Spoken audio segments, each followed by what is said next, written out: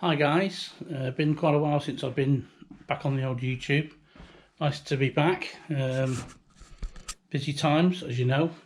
I'm bringing you a bit late really to my latest thing, but I've decided to have a go back onto CB Radio.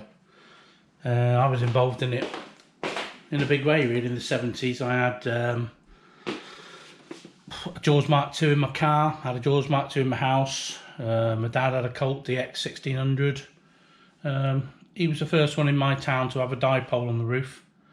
As a consequence, the aerial guy didn't even know how to fit them. So my dad sort of taught him how to SWR it. He had him going up onto the roof, coming back down.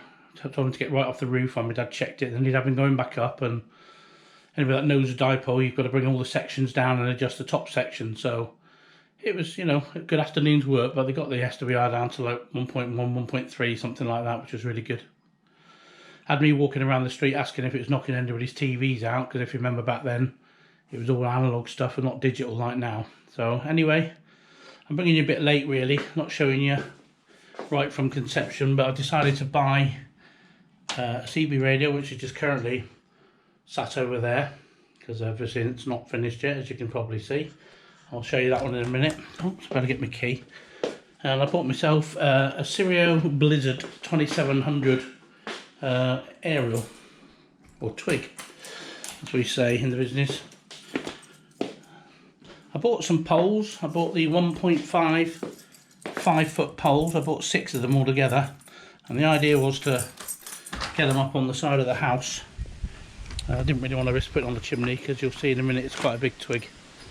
Let me just put you up in there a bit. That's a bit better. So I bought the poles. There's a couple of them laid down over here. See, there's some there. 3 of them there laid down. Screwed them together, and we decided to put it up there. I've got it on 2 TK brackets, which I bought from Knights, which are very good. And there's the twig. It's got a much bigger ground plane than I thought. It's just over 3 meters right across from side to side. It's got the anti-vibration ring in it. I think it's 18 foot tall, I think, the actual twig. As you can see, it comes with a mount up there. I don't know if you can see that. It's hard to see really, but it comes with a mount that you screw onto the bottom of it with them bolts, and that bolts onto the tube. If you can see closely, the tube's moving a lot, so I mean that's only 3 of them on there. Obviously they're, I've wasted a lot by bringing the second bracket low down the wall, but that's sort of how I wanted it really. Thought I could always take the bracket up or put a third one in the middle, but that's all coming down anyway. Maybe this weekend I'm going to take it all down. I've got my brother-in-law coming. He's going to give me a hand, because this tube here that I ordered is only 1.5 and it's nowhere near strong enough, which I didn't realise. So I'll just take you up here and I'll show you what I bought. This has cost me another £100, but this is a 14 gauge 20-foot pole. See it there? It's a nice shiny one, a lot thicker, very strong. So I'm going to bring it all down. I'm just hoping that the brackets on the bottom section that's connected to the aerial is going to go round that pole. If not, I'm going to have to have an emergency trip out to find some. But yeah, you can see how much it's bending just in this. I mean, we do get a lot of wind where we are, but this is just a slight breeze here. You can see it moving a bit. See the pole flexing, and that's just one section. So what we did was coupled it all together on the grass, all 6 sections, and we couldn't even pick it up. It was going to snap. So there's no like recommendations on the website of what pole you'll need to fit it on. So it's a learning game. It's been like over 40 years since I played with CB radios and aerials, and to be honest, I never had a big aerial on my house when I was a kid. I just used to have a mag mount in the loft on the old biscuit tin like everybody else, DX27 I think it was, or DV27. So that's sort of the way it is at the moment. So we've got that to do, maybe this weekend, maybe next weekend. I've just run the cable around on the floor at the minute. I'm going to set up somewhere proper in the conservatory. I'm going to get a proper desk, and I'm going to have a few rigs when I finish, I think. I'm definitely getting the bug again. Well, there's not a lot on there. I've met some lovely people on there already. Very helpful. So here's the rig I bought.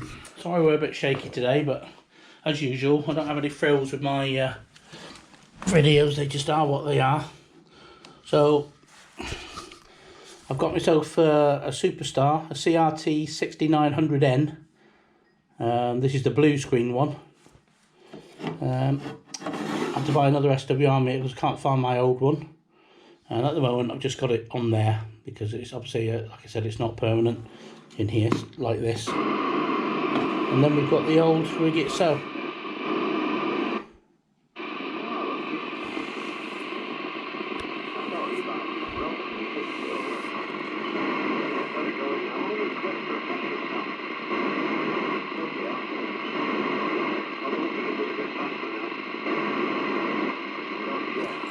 Quite a lot of action going on there. Certain times of day it's busier than others, and if you go on the D band up on 33, there's a little crowd of people that I've sort of got to speak to. They're not got bloody rid of them yet. But when you think of it, it must be costing them a hell of a lot in compensation, because I know if one of them damaged my car, I would be putting a claim in. So I'll just turn that off. The only thing you notice is these days there's quite a lot of swearing on the rig. I mean, I didn't used to like that, and everybody sits on the 1.9. Most people. I mean, I'm showing you 33 now, I know, but these are only people with you know, multi-banded rigs like this one. This rig cost me 100 and, I think it was 140. It was second hand. But it was absolutely brand new, all wrapped up, everything still in the packets inside. The guy had it for a couple of weeks. For whatever reason, decided it wasn't for him. So he put it on. And I realised I could probably got a brand new one in the box for just over £140, but at the time I didn't know. This is as good as new anyway. I've got all the brackets for it upstairs. Not put anything on it yet because, again, it's not in its final resting place, so to speak. But the plan is I'm going to have a table out here, you know, some sort of computer desk. Fit this one to it, probably bring my little Jaws Mark 2s down just for nostalgia and have them lit up of an evening. And once my aerial's up at its proper height, on its decent pole, that, you know, I'll be well chuffed with that. So hopefully we're going to get that done. So what I plan to do is a few videos. I've been watching a lot of Fred in the Shed. He sort of inspired me really to get back into CB really. Watched quite a few videos lately where people got them in the cars. You know, in the work vans, and they park up, you know, for dinner time and put the rig on. So I think it's coming back. I think there's a bit of a CB revolution starting again. You know, people I speak to, some have never been away from it really, but to be honest, it died for me once it went from AM, which was obviously the illegal in the UK, to FM, and you had to have a licence. And I mean, an example of the skip. This is just on an FM channel where nobody are, and if you go to AM, you know, it was quite a difference back in the day, you know, different sort of noise.